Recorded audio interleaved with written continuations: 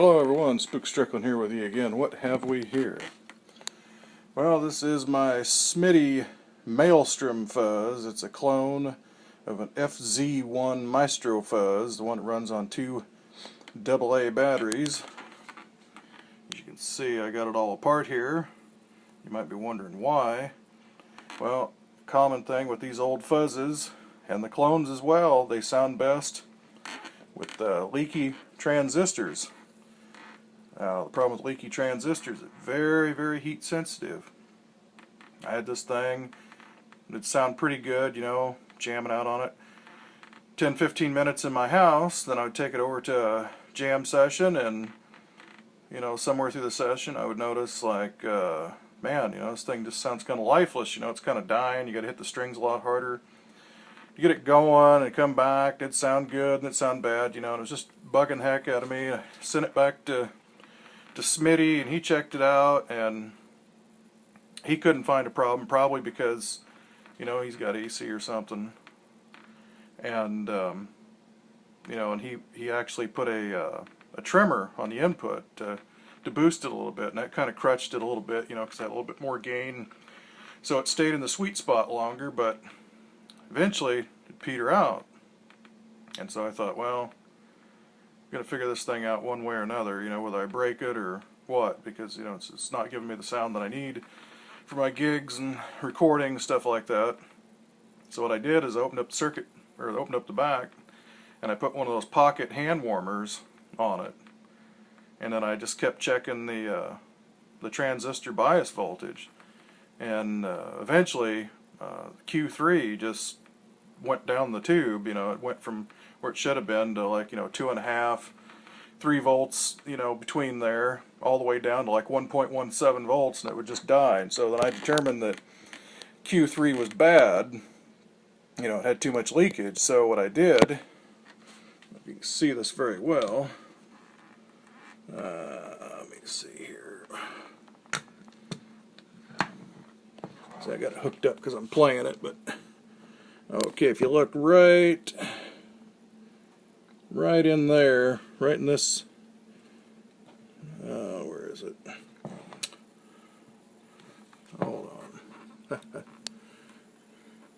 Okay, look right in. I don't want to break my wires. That's the thing. I don't want to bend this thing any more than I have to. Just give me a second here. I'll get it.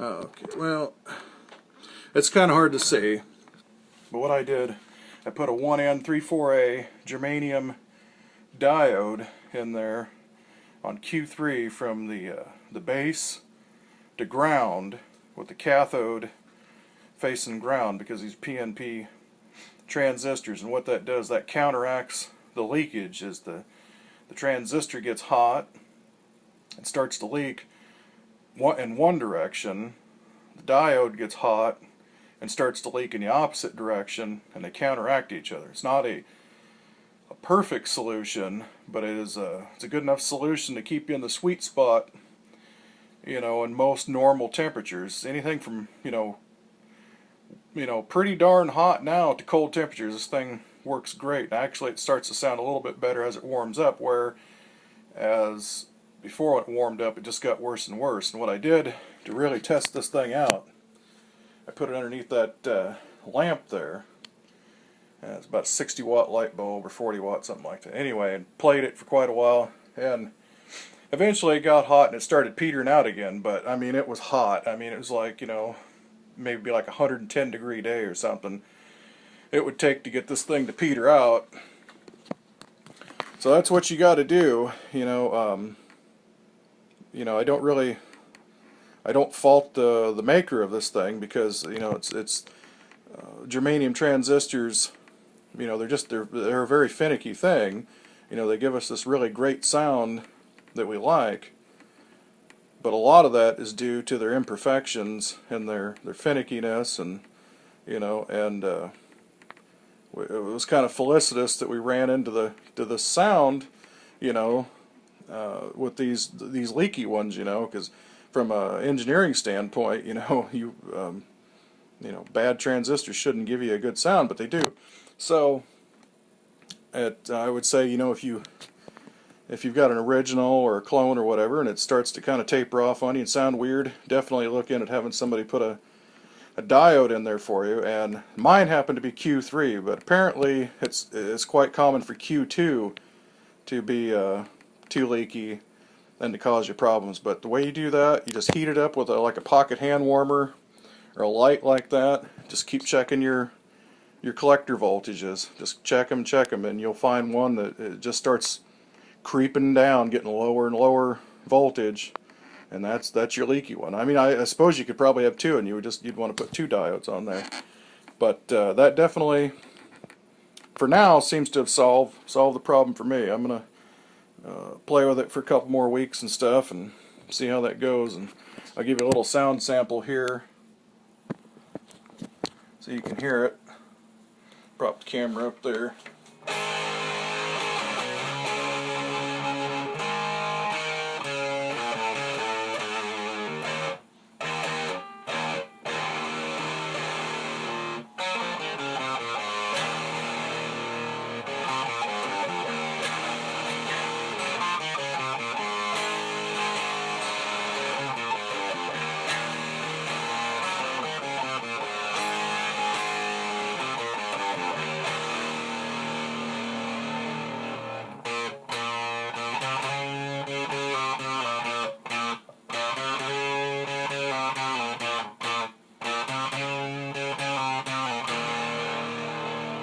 As you can hear, it's got that good Maestro sound. It's kind of hot because I got that trimmer left a little bit less resistance than the stock input resistor would be. So it's kind of like a cross between an Fz-1 and a Mark I tone bender, and its tonality.